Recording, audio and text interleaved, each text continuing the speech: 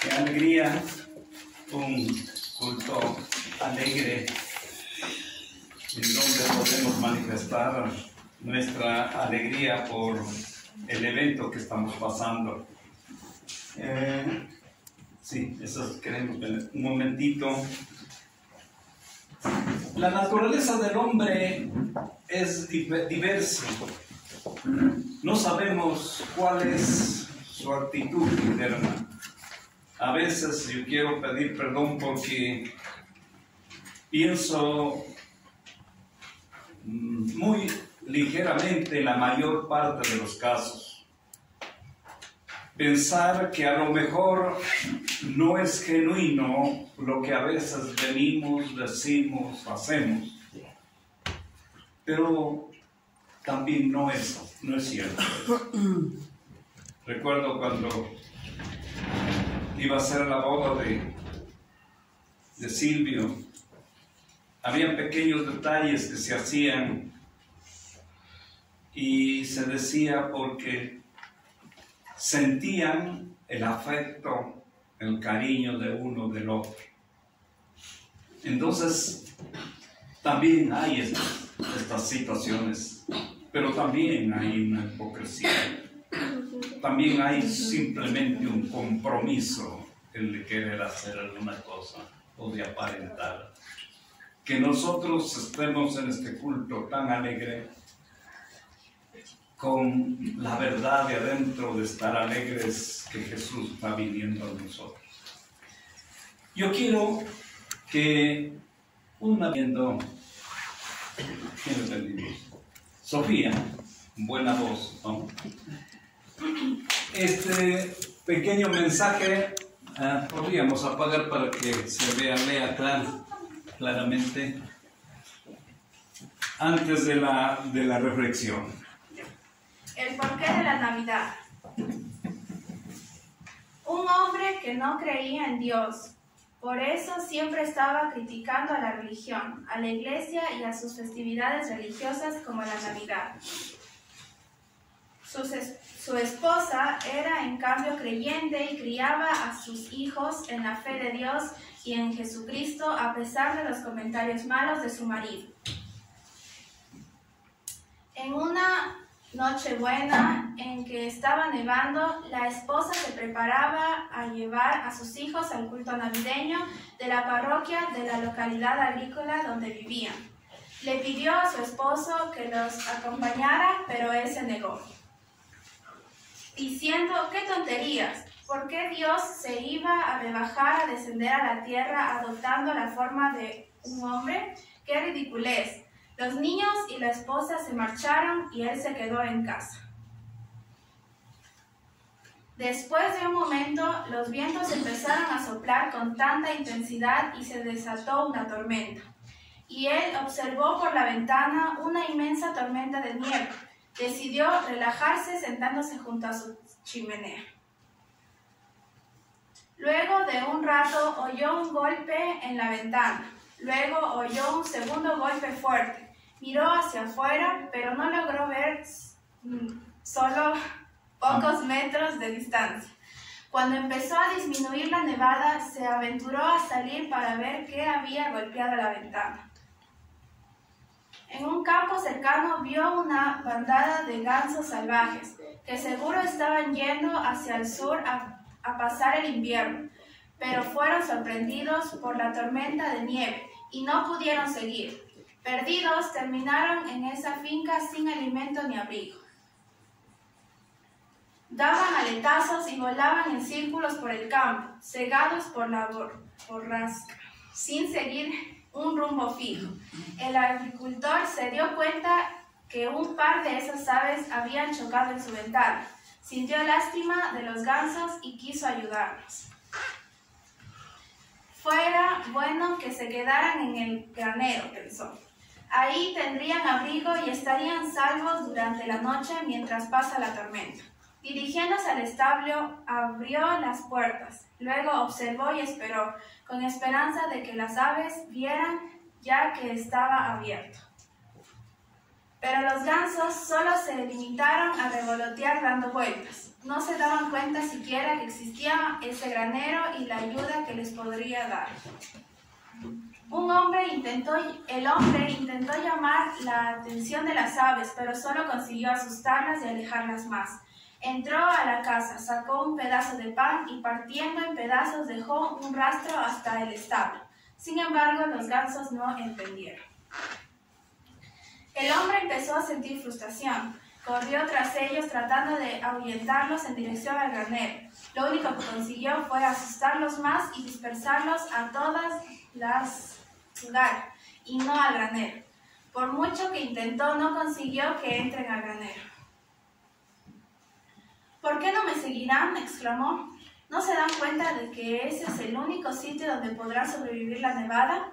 Reflexionando por unos instantes, se dio cuenta que las aves no seguirían a un ser humano. Si yo fuera uno de ellos, entonces sí podría salvarlos, dijo, pensando en voz alta.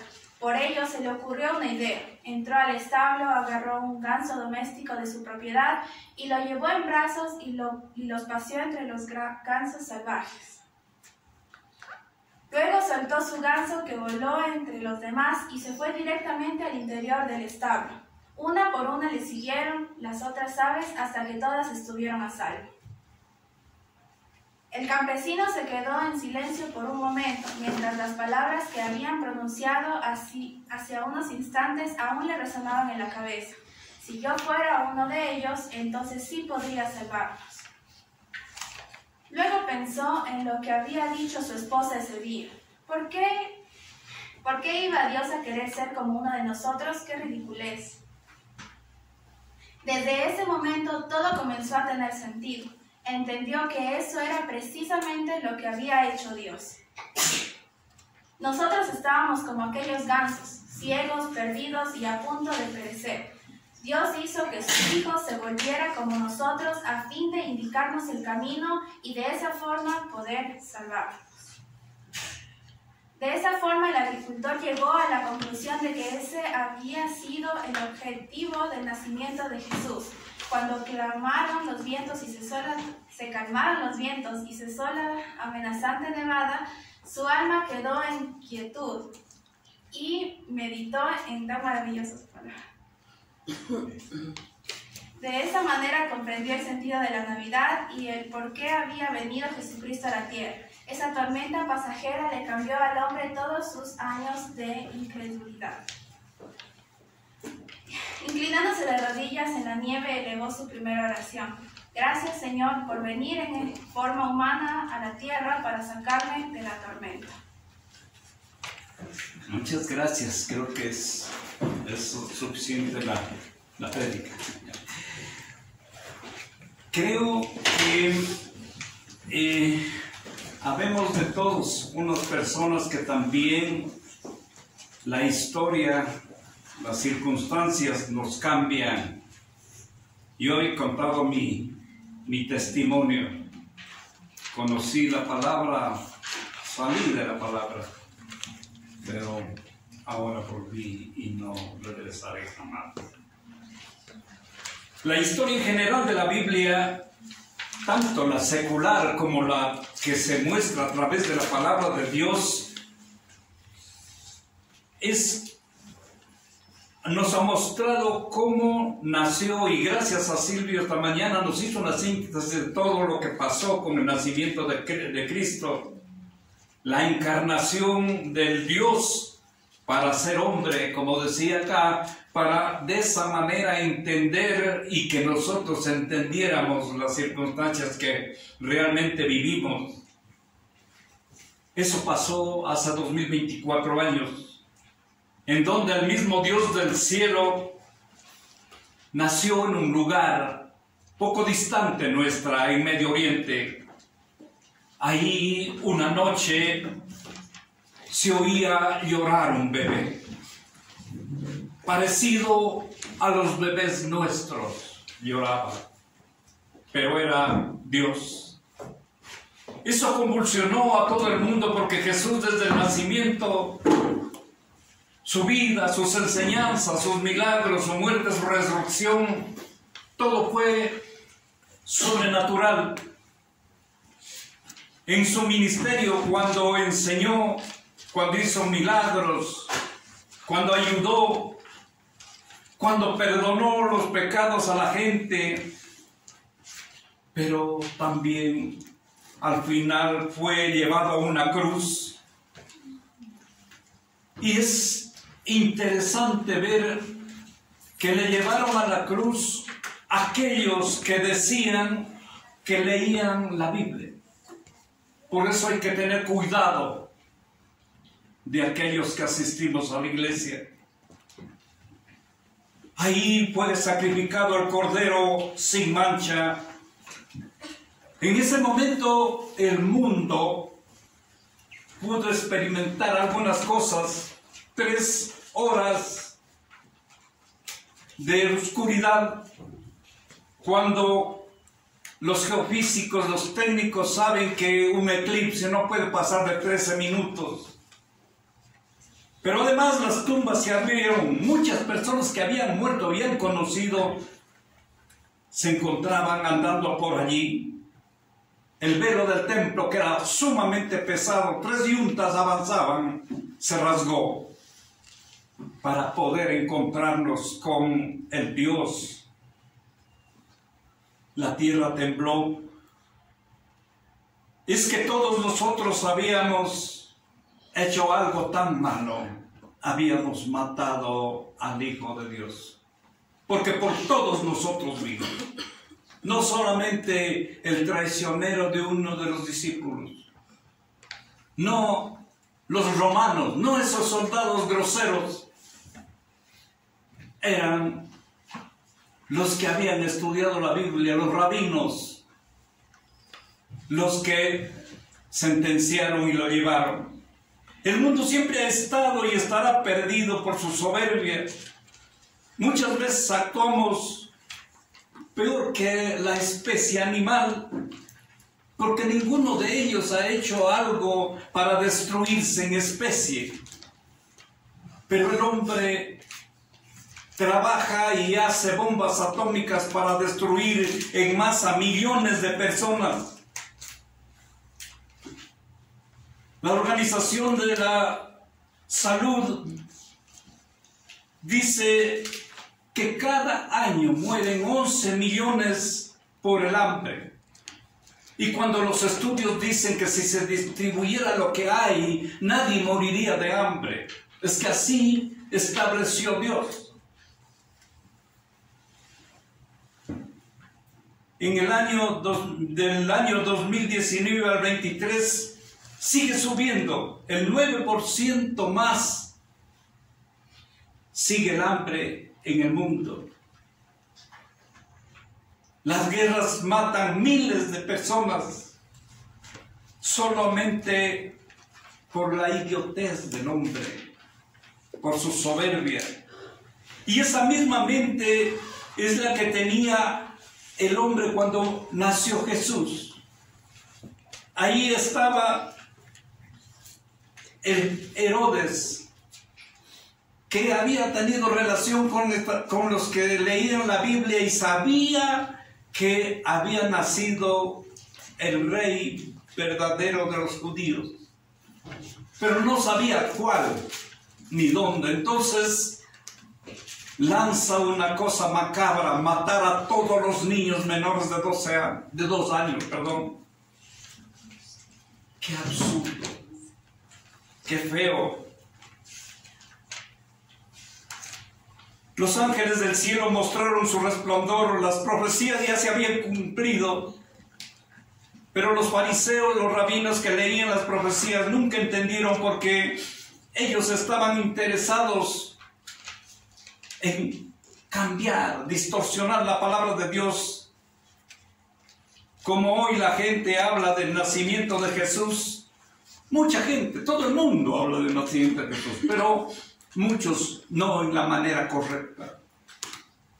Por eso a veces hacemos muchas cosas, una alabanza, tal vez como me gusta y qué bonito que estuvo. No pensamos si estuvo bonito para Jesús. Por eso nosotros reflexionamos, la Iglesia Luterana tiene esta tradición de comenzar el año litúrgico que comienza la última semana de noviembre. No comienza, como les he mostrado, el 1 de enero.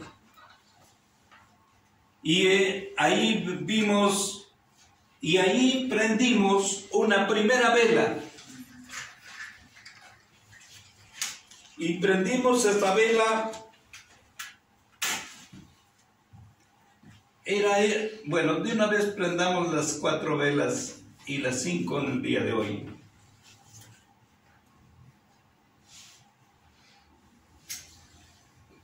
Pero ahí prendimos en esa ocasión la primera vela para recordar la profecía de Miqueas, un profeta que vivió por los mismos tiempos de Isaías, y él nos dijo que el rey había nacido y que su propósito de la venida era salvar a la humanidad que se encontraba destruida o muerta. Como ya se cumplió Jesús con todo el plan que vino desde su nacimiento, ahora solo nos queda nosotros dejar ese orgullo y aceptar, recibirle, pero no solamente de palabras, sino que llegue adentro y que se haga carne y muestre en nosotros un cambio. Cuando Él dirige nuestra vida, nosotros podemos ser diferentes. De lo contrario, no va a haber posibilidad. Solo será, como dice su palabra, de labios para afuera. Pero Él dejó diciendo que va a regresar nuevamente a la tierra para llevar a su iglesia, a su novia, para librarle de la ira venidera. Porque va a venir un juicio, y un juicio es un juicio, en donde se determinan las acciones de alguien. Y si no estamos preparados o no tenemos el abogado correcto, el que no pierde los juicios como es Jesús, la santidad de Dios no va a permitir entrarnos allá. La segunda vela que la prendimos en la otra semana, el otro domingo, era que para eso teníamos que prepararnos, para poder recibir a ese Salvador, que es el único que nos libra de las cárceles que nos ha sometido el pecado. Porque cuando yo hago lo que quiero hacer y como que no puedo, es porque el pecado me tiene amaniatado a mí. Solo Él nos da una libertad. Por eso es importante predicar la venida de Jesús, para prepararnos, para hacerle nacer en nuestro corazón. De lo contrario, como dije, vamos a tener que estar en esa audiencia que no será buena para nosotros. La tercera vela, el tercer domingo, hablamos del gozo. El gozo que siente una persona que ha recibido a Jesús en el corazón. Porque desde el momento que nosotros recibimos a Él, recién comenzamos a andar en una dirección correcta. Cuando el Espíritu Santo está en nosotros, va a cambiar toda la manera de ser. Ya no nos va a aburrir leer esto. De lo contrario, nos aburre. Más bien buscamos cada vez la buena noticia, el Evangelio. Nos deleitamos en ello. Pero hay otros que siempre van a estar en contra de nosotros. Y eso no nos debe importar. Los que presenciaron el nacimiento de Jesús, como la Virgen, José, los pastores, los reyes, a pesar de todas las cosas que pasaron, entendieron y aceptaron al Salvador del mundo. Por eso es que los pastores se alegraron al recibir la noticia, y cuando regresaban alegres y cantando. ¿Cómo está tu corazón? ¿Estás alegre? ¿Has recibido a Jesús? Pero hay un detalle. Nos hablaba el que nos reflexionó ese domingo. Nos habló de las 10 vírgenes. El mismo Jesús nos contó esa historia. La fiesta más hermosa es un matrimonio. Y eso está desde aquí simbolizado, hablado. Y fueron invitadas todas las personas amigas de ellos. Pero como la primera vela o la segunda vela no estuvieron preparadas algunas.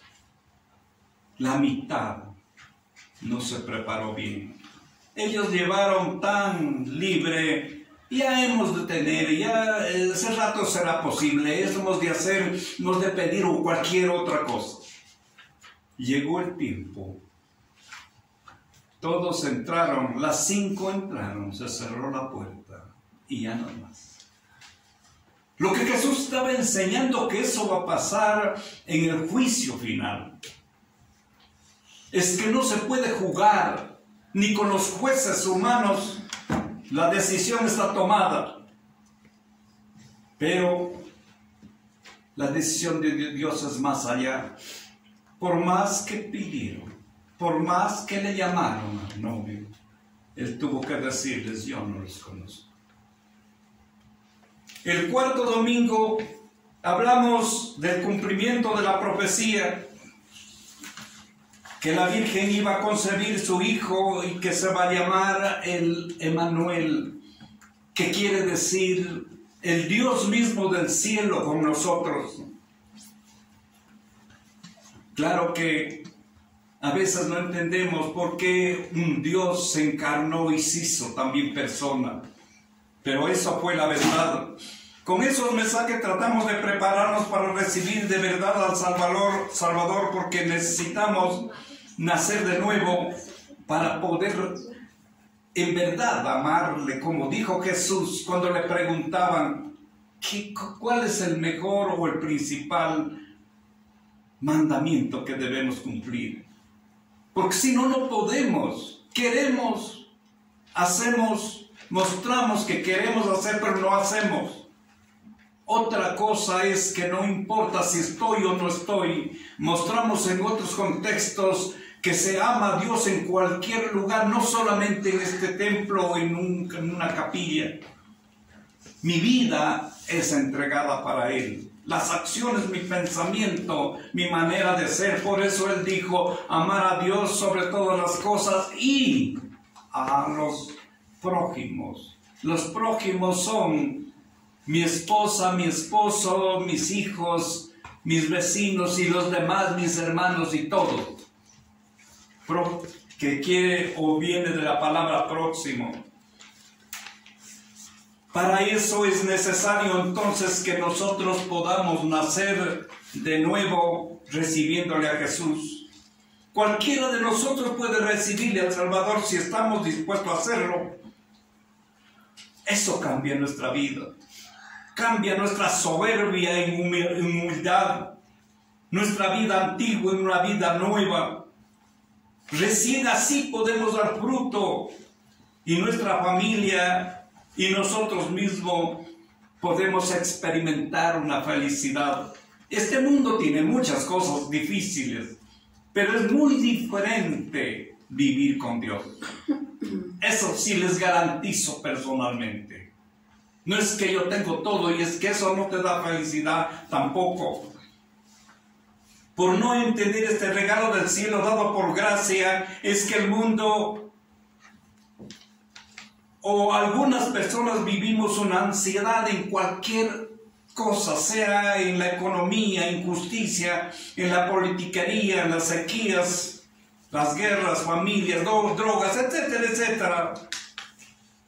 Por eso es urgente recibir a Emmanuel, el Dios, con nosotros, para que no nos alcance esas maldiciones y más bien aseguremos la salvación y la vida eterna. No importa la condición en que nos haya dejado el pecado o que estemos en esa circunstancia. Jesús es el pan de vida. Cuando estamos desesperados, muriendo de hambre espiritual, Él es el que calma nuestra sed. Esa sed que el mundo no puede satisfacer, porque aunque compremos el carro del año o tengamos un gran sueldo, igual no tendremos paz. Te sentirás solo en un mundo. Él es la vida, Él es la esperanza, Él es la luz. Y por eso se prende este quinto domingo la luz del centro, la luz de Jesús.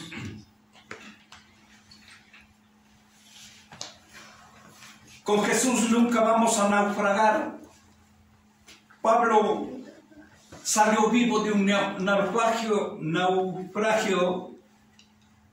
en el mar de 14 días.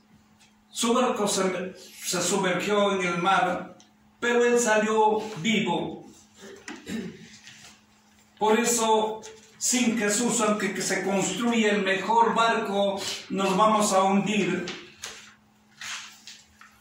Pero con Jesús, aunque haya turbulencias en nuestra vida, en nuestro hogar, en nuestro trabajo o en cualquier parte, nosotros vamos a lograr. Si necesitamos fe, pidamos al Espíritu Santo, llamemos a Jesús a vivir con nosotros. Y no nos preocupemos de lo que los otros digan. La Biblia no han podido destruirla todos aquellos, entre comillas, que quieren decir que no, que es un libro antiguo. Seguirá por siempre. Emmanuel puede nacer en tu corazón, en mi corazón, en esta misma mañana, porque Él vino por nosotros y Él quiere darnos su amor.